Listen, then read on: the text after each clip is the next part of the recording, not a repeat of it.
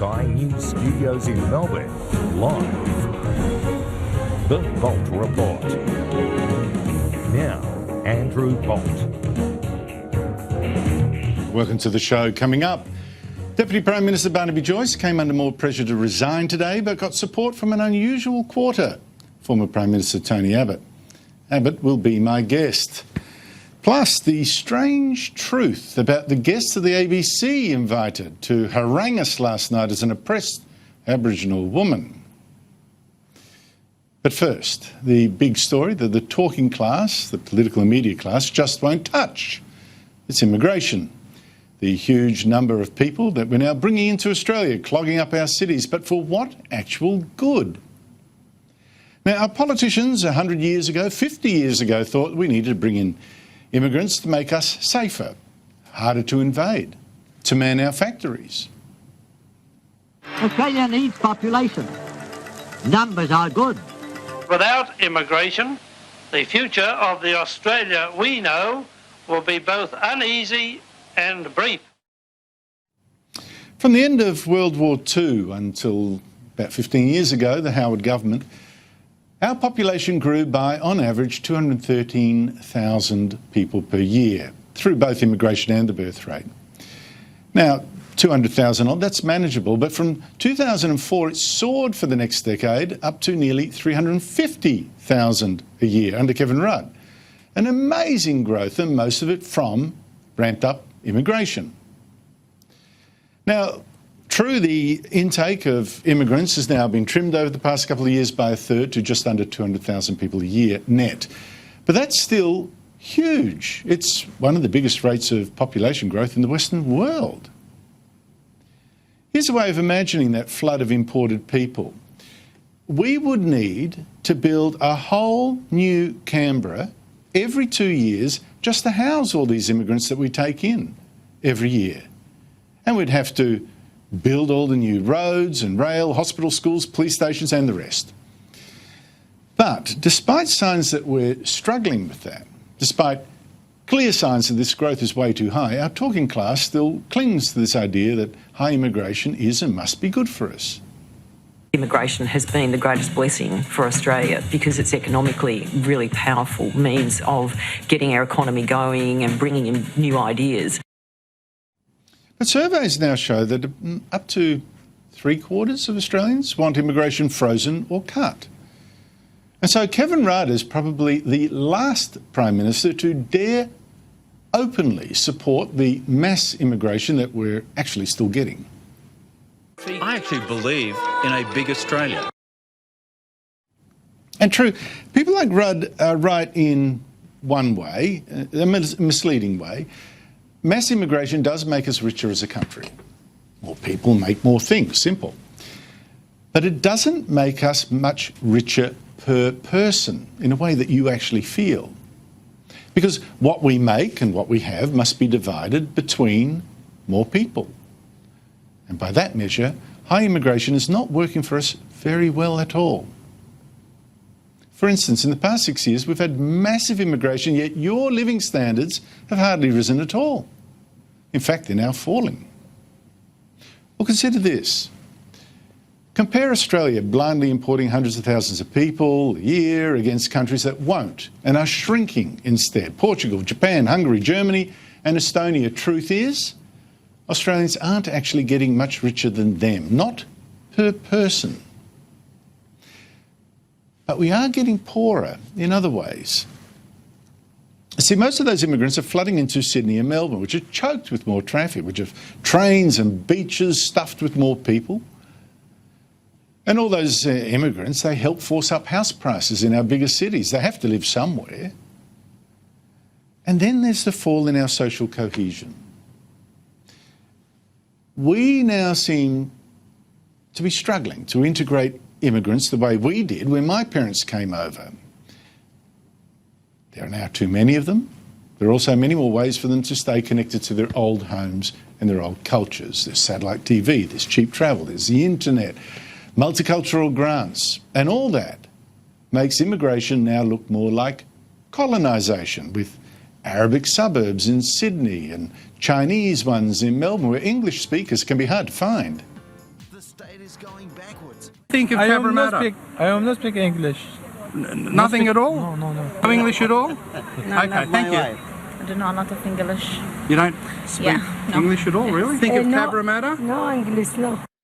And there's other signs of this stress that we've imported, like Islamic terrorism, with 4 terrorist attacks, all by Muslim refugees, or ethnic crime, like the Sudanese crime wave now in Melbourne, or the ethnic bikie gangs. Immigration needs to be debated, and urgently. I mean, I'm sure we can, maybe some of these problems can be easily tweaked, I don't know, but it needs to be debated. No more screaming down of this debate with cries of racist.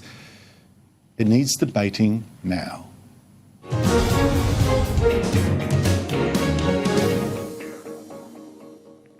Well, the good news is that some politicians are now debating an issue that I've tried to raise for years. One was New Liberal Senator Jim Molan last week. You heard him on this show. And another is former Liberal Prime Minister Tony Abbott, who warned against high immigration last year and is giving a speech on it tonight at the Sydney Institute. I spoke to him a short while ago. Tony Abbott, thank you so much for joining me. For a start, let's go. What worries you most about high immigration? I am a supporter of immigration, Andrew, but I'm saying that the rate of immigration is currently far too high. We had a net overseas migration of about 110,000 a year in the decade up to 2006. Since then, it's averaged 220,000 a year.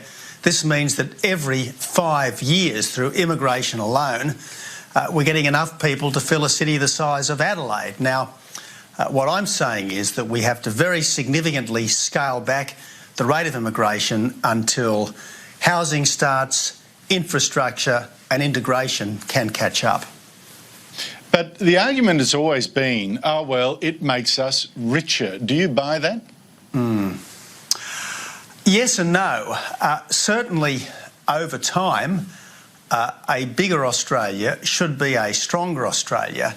And there is no doubt that we have had a record run of GDP growth, and immigration has certainly contributed to overall aggregate GDP numbers. But when you look at GDP per head, which is the figure that matters for those of us who are actually here, in the Howard era, it averaged 2.4% growth a year when immigration was low. Since then, it's averaged 0.9% a year when immigration is high. And job creation has barely kept up with net overseas migration in the last decade, which is one of the reasons why people feel that jobs are harder to get because there's more competition and wages aren't increasing in line with previous expectations. So you're pointing to a thing that I mentioned in the editorial, like in the last 6 years or so, when we've had these huge numbers coming in, our living standards, in fact, gone sideways in that period. Do you draw any kind of link there? Is that just happenstance? There are a lot of factors that go into this, but certainly very high immigration is part of it, Andrew. And that's why I think it's very important that we adjust the immigration numbers very significantly down because that will allow wages to start to grow again, and it will take at least some of the pressure off housing prices. The point I make in the speech is that it's basic economics that if you increase supply, you reduce price, and if you increase demand, you increase price, which is why wages are stagnant and housing prices are going up and up and up. If you ask a lot of Australians why they are very iffy about the high immigration, Bob Birrell did a survey last year, something like 3/4 of Australians thought no more increase. So there's a lot of disquiet there, even if the political class doesn't recognise it. But one of the things that worries them is not just crowded cities, but the social strains. And I'm just wondering why those strains are worse now than they were, say, when my parents came over. You know, there's this tribalising, this turning of immigration into colonisation, whole suburbs looking like little, I don't know, little Beijing or little Beirut or something like that. Does that worry you as well? Look, the vast majority of migrants come here to join our team. I think it's fair enough that they join our team at their own pace and in their own way. But there's no doubt that Melbourne in particular has some problems at the moment. There are these gangs, these ethnic gangs, which are causing mayhem in many instances. And I quote some work by the head of the Menzies Research Centre, which was published last week. Something like 7 out of 10 recent refugee and humanitarian migrants don't have proficient English. Comparable figures are still on welfare 10 years after they've arrived. Now, this is a real problem because if people don't get English quickly, don't get the language, the national language quickly, it's extremely difficult to get a job. And if you don't have a job, it's very difficult to integrate into our community and become part of the mainstream, which is obviously what we want. Well, it's interesting, isn't it? We've had this high immigration coming at a time when our political class seems to be giving up on some of the symbols of Australia, the attacks on Australia Day, the attacks on our flag, the attacks on our constitutional monarchy, things like that. And at the same time, the multiculturalism project. So I'll give you one example of the strains that is now coming. At the height of the Islamic State, we had more Australian Muslims serving with the Islamic State than we did with the Australian Defence Force. Now, what is going on here? Have we lost the ability to integrate, and why is that? Again, I stress, Andrew, that the vast majority of immigrants want to join our team.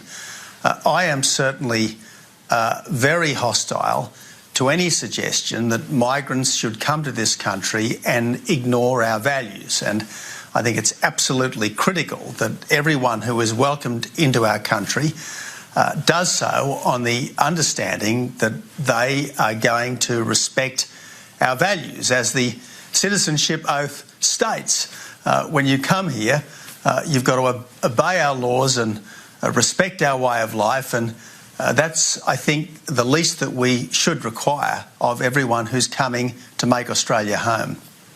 Now, I'm already hearing debate from the, objections from the political class, members of it, saying, well, look, it's very, very hard to halve immigration. That would be almost impossible, and certainly in the near future that would be impossible. Do you buy that argument? No, I don't. When the Howard government came into office, immigration was reduced by about 30% over the first couple of years. I certainly managed the numbers down by a comparable figure as Prime Minister. Yes, they've edged up again since, but there is no reason why, in a managed and sensible way, we couldn't scale the numbers back to the long-term average, which is about 100,000 a year. Even at 100,000 a year, this is still very significant on a per capita basis. It would be amongst the highest in the developed world on a per capita basis, and I think that is a reasonable way forward. This issue is one of a number of issues where you see this chasm between what you call the talking class and the working class, or the insiders versus the outsiders, the political class and the rest. The political class is wedded to high immigration. I guess it means business for people who run factories and department stores and that kind of stuff. But the public out there seems very, very iffy about high immigration. A lot of resistance to it. Look, can you talk us through why there is this difference and why there's not an honest debate in the political class about it? The most recent polling here showed that something like 40% of Australians think that immigration is too high, and only about 15% think that immigration is too low. So there is a dramatic difference between the people who are on high wages and living in nice suburbs and those who aren't. Now, I think it's sometimes hard for people in positions of authority to get out of their official mindset, to break free of the briefing papers and the routine of office, and to actually relate to what is going on, particularly in our outer suburbs. And the challenge, as always, is not to get too far away from the attitudes, values and opinions of the people who you are representing. We've seen many instances around the Western world in recent times of basically the democratic electorate in revolt against established political parties. The Trump ascendancy is an example of this. Brexit is an example of this. Situations where the old political establishment, in many cases of both the left and the right, simply did not get what was going on under their noses. And it's important that we in Australia, having gone a little bit down that path, do not advance further down that ruinous road. Well, in your speech, you mentioned that politics is at a low ebb. You've given some sort of insight into that, but you also mentioned things like the national energy target. You know, here are people battling with high electricity costs, unbelievable, that some people can't afford, driving some businesses out of work to please, you know, the global warming gods. And then the government comes up with the national energy target, which you criticise. Here's a sort of, you know, oh, we're going to do something, but it actually doesn't cut the power bills. What is the whole? Well, this is exactly right, Andrew. This is exactly right, Andrew. Look, it sounds wonderful, doesn't it? We will reduce emissions, we will reduce price, and we will guarantee reliability. But no one can actually explain how this is going to be done. And the one thing that most people understand will ensure that we get affordable, reliable power, namely continuing to build coal-fired power stations, is the one thing that appears to be specifically ruled out under the National Energy Guarantee. And so we have, sadly, a whole lot of people talking a whole lot of process, but no one actually delivering on concrete specific things that will tackle this problem. Except, Tony, the point is that no one will dare invest in a coal-fired power station until because you of political risk. Exactly right. No, exactly. But until you actually tackle the global warming hysteria that's driving the politics that makes coal-fired power, you know, seem so satanic. No one's going to invest, and that was one of my criticisms of you in government as well, that you didn't dare tackle it head on. Why is it that so many politicians, and they're on both sides, right? I could point to Labor MPs and ministers, past and present, that are global warming sceptics and don't dare so. What is the difficulty in tackling this fear? Well, you might remember, Andrew, that the Cabinet was not of one mind on this issue when I was the Prime Minister. But certainly the point I always made was that we would get the emissions reduction that we could consistent with affordable, reliable power. I said on many occasions, yes, we wanted to get emissions down, but not at the cost of jobs, not at the cost of our standard of living, and not at the cost of eliminating energy-intensive industries from our economy.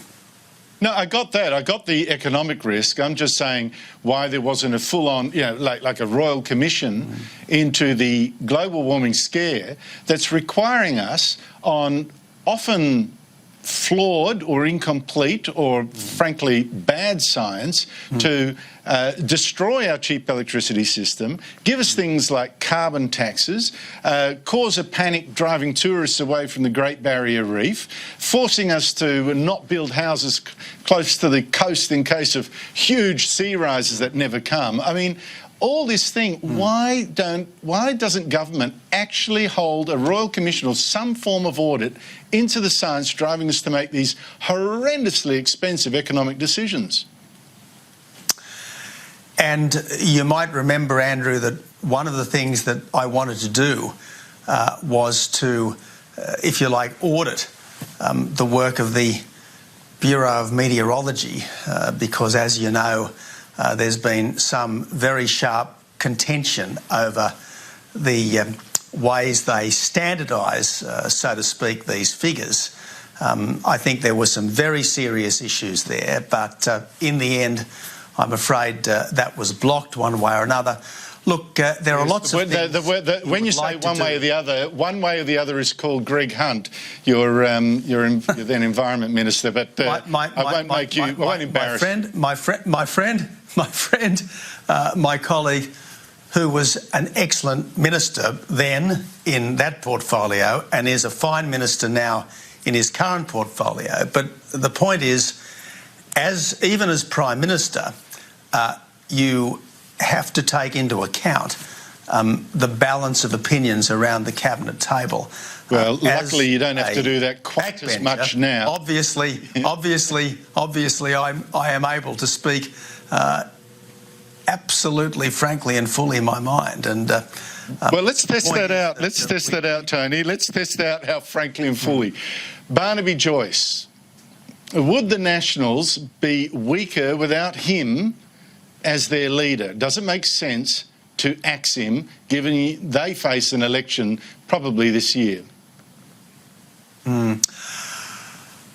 Well, look, I've said a bit about this before, and I don't really want to spend too much time on this subject, Andrew.